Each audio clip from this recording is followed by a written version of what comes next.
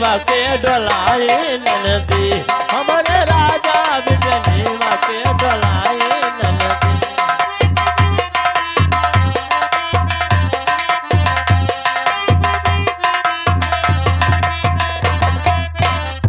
के बहारी ननदी के बहारी ननदी के बहारी ननदी के बहारी ननदी फुलवा बरसे मरिया मनवा के बहारी ननदी फुलवा बरसे मरिया मनवा के।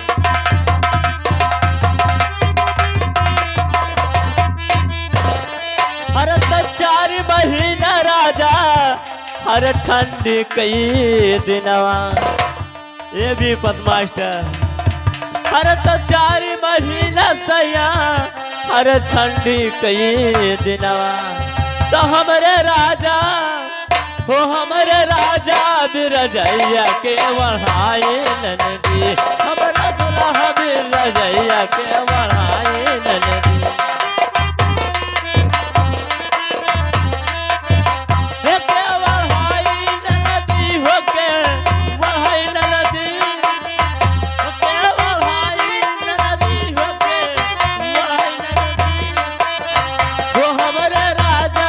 रजैया के बढ़ाई ननदी हमारे राजा रजैया के बढ़ाई ननदी।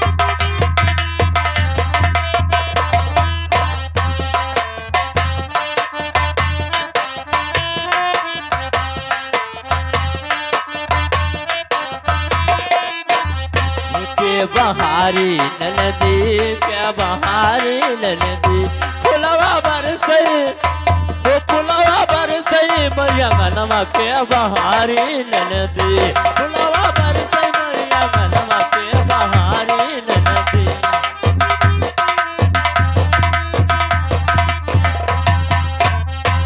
हर तो 4 महीना राजा हर बरख कई दिनवा हर बरख के दिनवा राजा बरख के दिनवा हो बरख के दिनवा।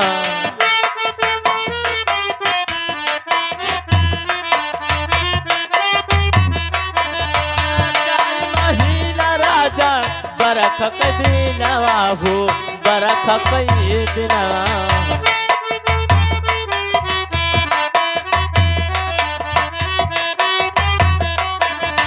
हो हमारे राजा हो हमारे दुल्हा भी बंगलवा के छवाई ननदी हमारे राजा भी बंगलवा के छवाई ननदी।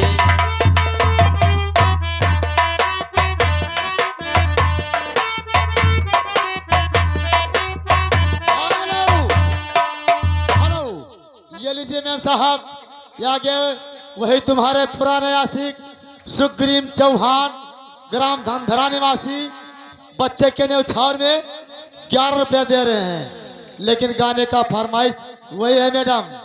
क्या है?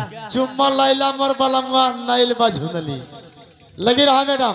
हेलो हाँ झुलनी पे हर नहीं बा झुलनी हो नहीं बा झुलनी चुम्मा लैला हो बलम अमर नहीं बा झुलनी चुम्मा लैला हो बलम अमर नहीं बा झुलनी।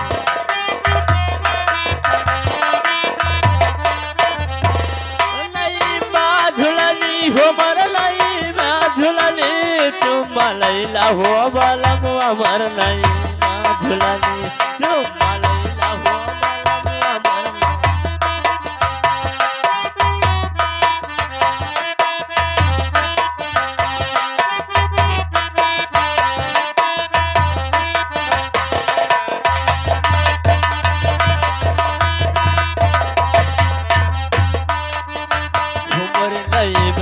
झुलनी मर नहीं बा झुलनी मर नहीं बा झुलनी मर नहीं बा झुलनी हो चुम्मा लैला मर बलमुआ मर नहीं बा झुलनी चुम्मा लैला हो बलमुआ मर नहीं बा झुलनी।